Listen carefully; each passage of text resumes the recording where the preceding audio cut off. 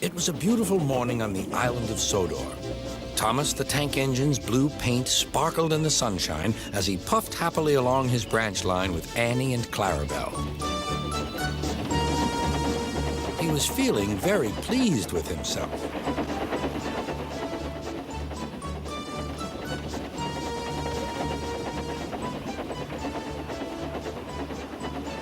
"Hello, Thomas," whistled Percy. "You look splendid." "Yes, indeed," boasted Thomas. "Blue is the only proper color for an engine." "Oh, I don't know. I like my brown paint," said Toby. "I've always been green. I wouldn't want to be any other color either," added Percy. "Well, well, anyway," huffed Thomas, "blue is the only color for a really useful engine. Everyone knows that." Percy said no more. He just grinned at Toby. Later, Thomas was resting when Percy arrived. A large hopper was loading his freight cars full of coal. Thomas was still being cheeky. "Careful," he warned. "Watch out with those silly cars." Go on," muttered the cars. "And by the way," went on Thomas, "those buffers don't look very safe to me." The last load poured down. "Help, help," cried Thomas. "Get me out." Percy was worried, but he couldn't help laughing. Thomas's smart blue paint was covered in coal dust from smokebox to bunker.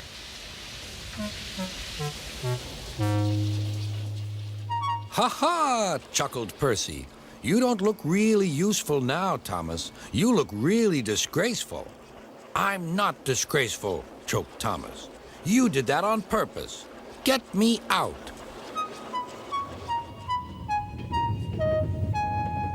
It took so long to clean Thomas that he wasn't in time for his next train.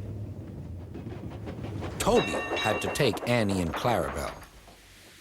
"Poor Thomas," whispered Annie to Clarabelle. They were most upset.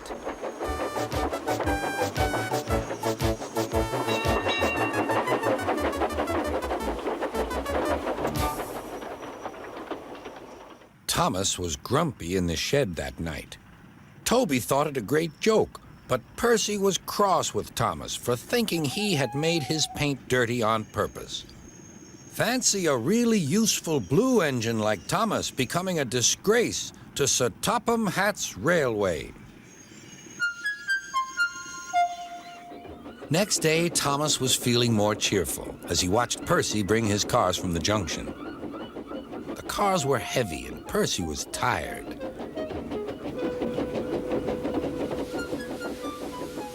"Have a drink," said his driver. "Then you'll feel better." The water column stood at the end of the siding with the unsafe buffers. Suddenly, Percy found that he couldn't stop. The buffers didn't stop him either. "Oh!" wailed Percy. "Help!" The buffers were broken, and Percy was wheel-deep in coal. It was time for Thomas to leave. He had seen everything. "Now Percy has learned his lesson, too," he chuckled to himself.